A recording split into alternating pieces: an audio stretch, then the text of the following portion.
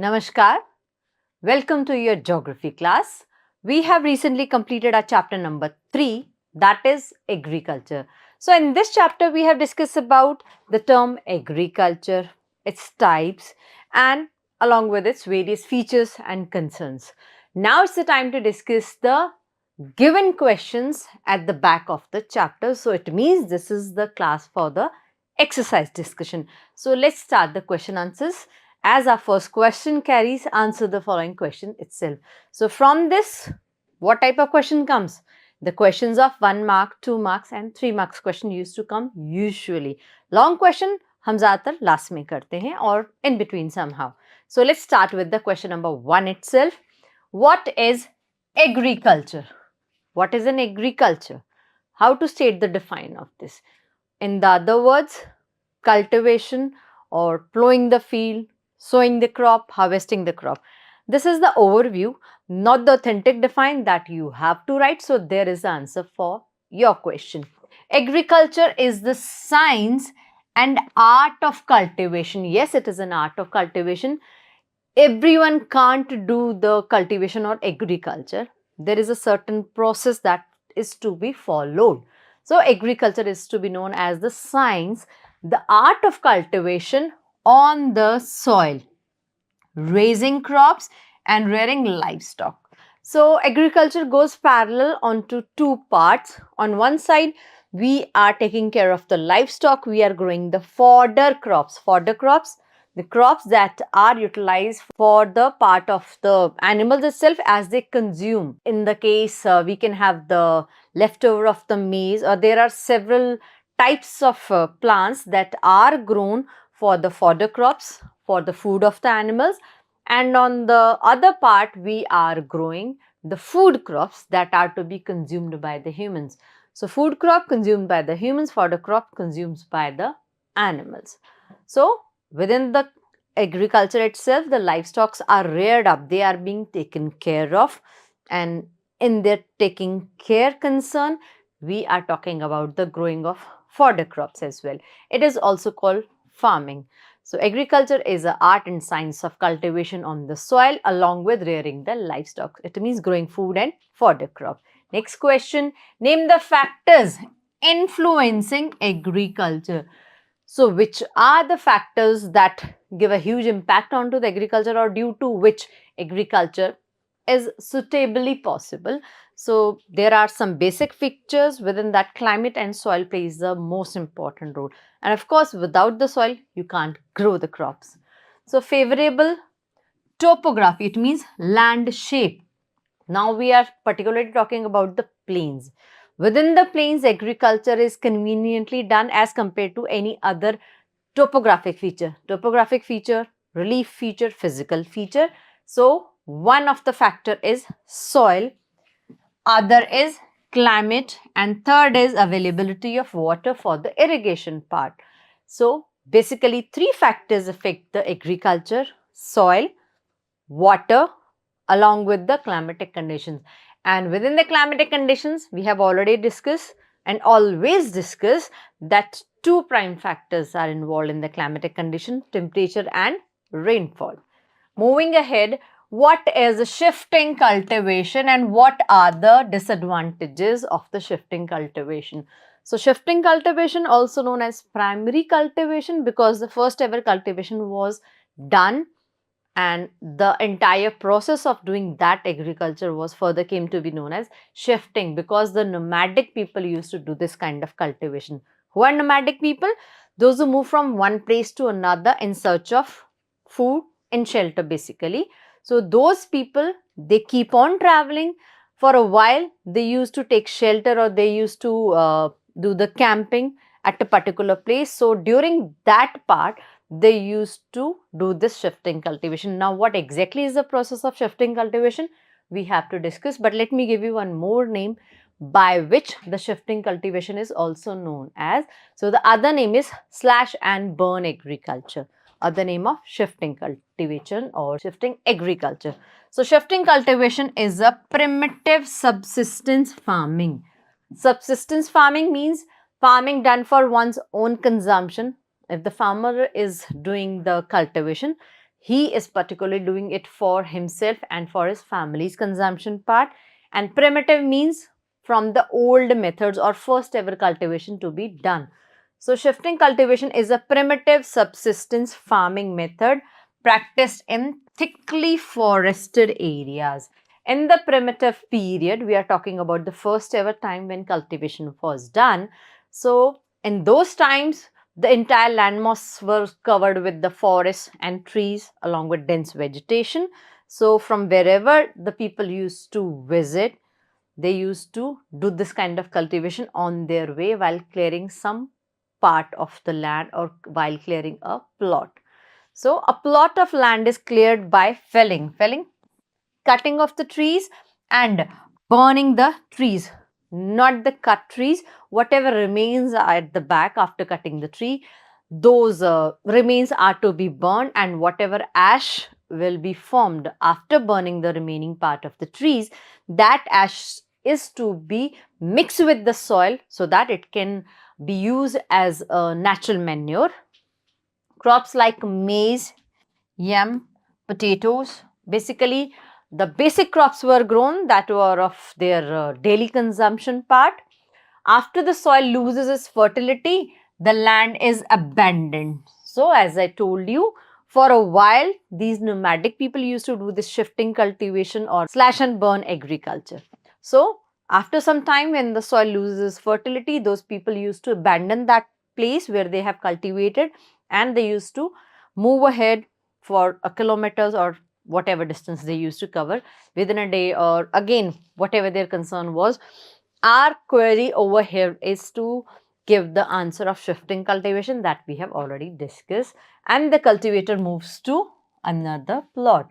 Now we have to talk about its disadvantages also. So it is having two, basically it leads to deforestation because a plot of land was to be cleared by cutting the trees, and it causes soil erosion because deforestation will be there. It means the soil will be left loose. Whenever they abandon the particular plot where the agriculture is done, the soil is remaining likewise only. The loose soil is remained at the back because there is no cultivation done on that part of plot or plot of land. It leads to soil erosion. Next question, what is plantation agriculture? So within the plantation agriculture, some of the plantation crops are grown. For example, tea, coffee, rubber. These are the basic plantation crops. Rice is also one of the plantation crops. Now we have to discuss what are these or what is this kind of agriculture. So plantation agriculture is a type of commercial farming in which a single crop is grown on a large scale for just the selling purpose. That is known as plantation agriculture. Still, we should read the answer. So, plantation agriculture is a type of commercial farming where a single crop, likewise tea, coffee, rubber, is grown. It requires large amount of labor because manually the plants are taken care of. For example, just take tea. For the tea plantation, at first the plants are grown, and moreover for the final step to pluck the leaves of the teas, that is a particular task to be done by the labor. It can't be done by the machine because the tea is to be hand-picked on what basis? That okay, this certain kind of leaf is going to be the best part of the tea leaf. So those best part of the leaves are to be chosen by the labor itself, and they are going to hand pick it. So for that part, labor is required. It is just for the example of tea. Similar goes for the other concerns, for the example of coffee, rubber, rice, etc. So it requires large amount of labor and capital. Money also, as more and more laborers will be hired. Why so? Why the more and more laborers will be hired?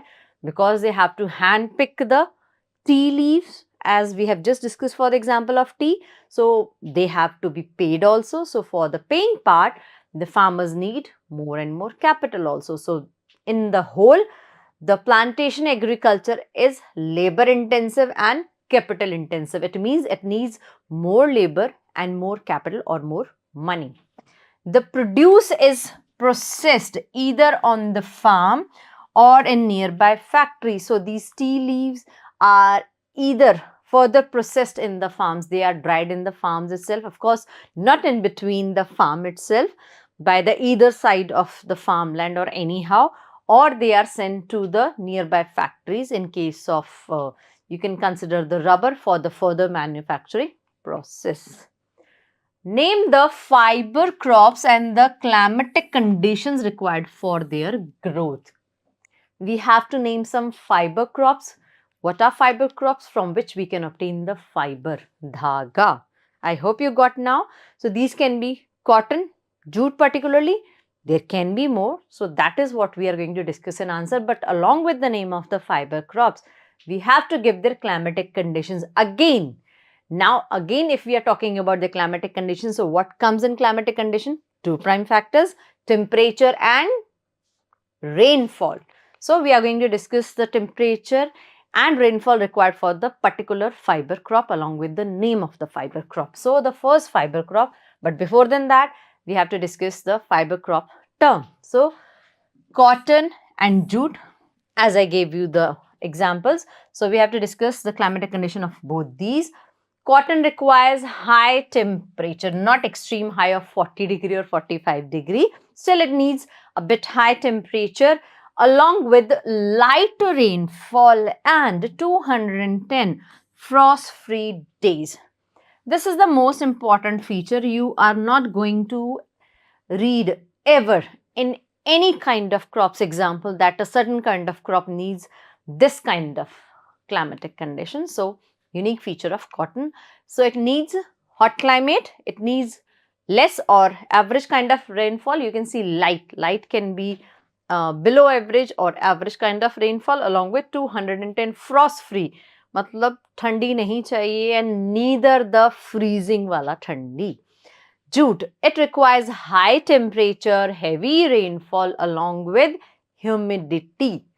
In such circumstances, the crop of jute is going to give a good produce or good harvest. Next question is of tick the correct answers, almost the kind of MCQs. So our first question is asking horticulture means. So it is to be known as the growing or cultivation of fruits and vegetables. That is what horticulture is. Next is golden fiber refers to. So among these three crops, which is known as golden fiber. So it should be of golden color as well. Now you will say, okay, ma'am, wheat is there, but the wheat is not in the options.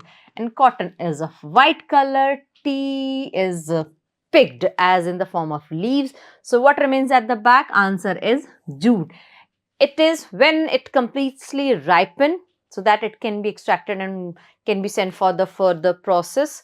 So by that time, it is of golden color and it is a particular commercial crop and it is sold at good prices. So it is known as golden fiber. Due to its color, due to its quality, due to its being commercial crop, you can take any of the feature. Next is leading producer of coffee. So we have to pick a leading producer out of these nations. Russia, no. Why so? Because it is the cold nation and almost the northern part of Russia remains frozen throughout the year, and in the entire Russia temperature remains always in the below degree and or by the least degrees you can consider till 10 or 15 degrees max to max 20 degrees. So ये सारा के सारे साल ठंडा रहता है. So no option, because for the ripening of the coffee plant we need a good humid and hot climate. India is certainly not there exactly, but yes, it is there. India may be, there is the production of coffee, but it is not the leading producer of coffee. So the leading producer of coffee is Brazil due to its particular climatic condition. The best coffee is to be grown in Brazil. It is a nation of South America continent. Moving further with the give reasons, it means we do have a statement. We have to justify the statement while giving the reasons. That sentence is correct, but how? So in India, agriculture is a primary activity. Primary activity from the primary sector that gives the base to the further sectors of an economy, as it provides raw material What else is done within the primary sector along with agriculture? Mining is there, fishing is there, and you can give more names, but here we have to talk about agriculture. So let's find out. But in the simple terms, agricultural products provides raw material for the further processing, of various things to be manufactured within the industries. So agriculture involves the cultivation of crops and rearing of livestock. These are directly dependent on natural resources like soil and climate. We are talking about the cultivation of crops because within agriculture, although the livestock means animals are reared up, they are taken care of. But here we are talking about particularly the crop part because the crops are grown on the basis of the soil present and the climatic condition of a particular place. So it makes agriculture a primary activity in India because there is abundance of fertile soil and the apt kind of climatic conditions are also present in India for the various types of crops. So not only either or type of crops are grown in India, there are multiple cropping seasons in India and multiple types of crops are also grown. Some are sown in the summer season, harvested in the beginning of the winter. Some are sown in the, by the end of the winter season and are being harvested by the beginning of the summer. So there are variety of crops and they do provide multiple kind of raw materials for the secondary sector. Next is different crops are grown in different regions. Again, it depends on the quality of soil and the quality of the climatic condition or the features of the climatic condition it is providing to us.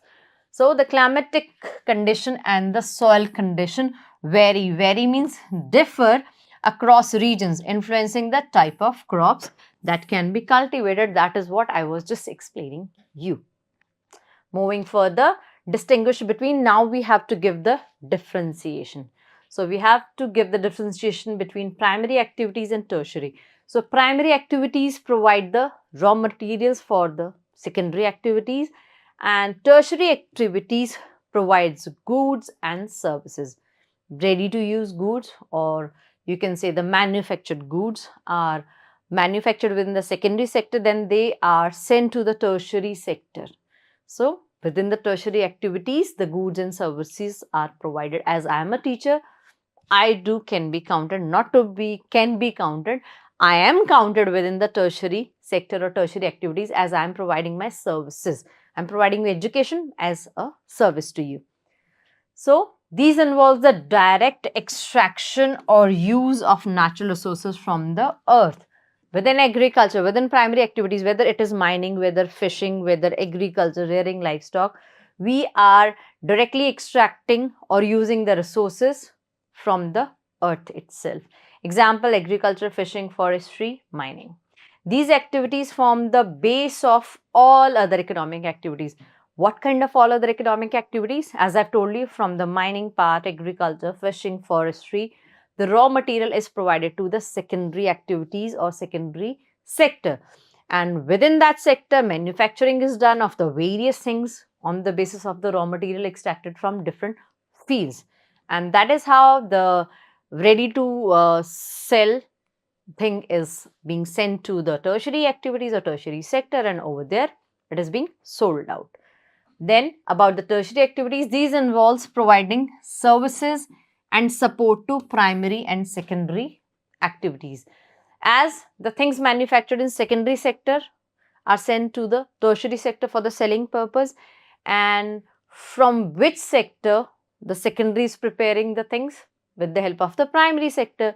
So both these are getting a good response from the tertiary sector, or you can say they are interrelated, as these two provides a support, a standing base, foundation for the tertiary sector, and tertiary sector in return is giving them the profit. So examples: transport, trade, banking, insurance, advertising, advertisements, the terms are same only. They focus on facilitating, improving the distribution of goods and services. That is all about the difference part over here. Next is asking about subsistence farming and intensive farming. Subsistence, that is done for one's own consumption, and intensive, it is likewise, I have given you the example in the T, it is labor intensive and capital intensive farming. So that kind of thing still we have to discuss.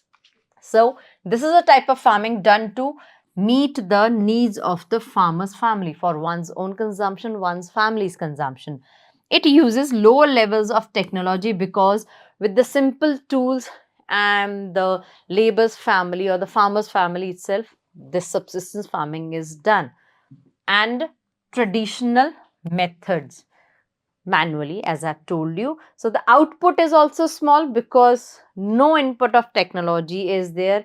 Neither the modern methods and modern tools and equipments are used for the agriculture. So least the usage of technology and the modern outputs or modern methods, least will be the output of the production, and is not usually meant for the sale in the market. It is not done for the selling purpose, commercial purpose. It is done for one's own consumption purpose. Example is primitive farming and shifting farming. So there is the second part of our question about the intensive farming. So this involves cultivating a small plot of land with high labor input and produce maximum yield. So in intensive, everything goes on for more part. More labor, more the yield, more the capital, of course, because we have to pay the labor as well. Simple tools and more labor are used in this method. It's prevalent. It is in practice in the regions with fertile soil and a favorable climate for multiple crops. For example, intensive rice farming in monsoon regions in South Asia. So if we are considering South Asia, not only India, we are talking about rest of the Southeast Asian nations, or you can consider the Southern Asian nation itself. We are talking about the Thailand, Malaysia, the Asian nations that comes beneath India also, not exactly beneath India, by the either side. So that is all about the exercise part for the today's class. In the next class, we are going to take our topic of the extra questions, and finally we are going to sum up our chapter. So that's all for today's class. See you soon in the next class. Till then, take care. Bye-bye.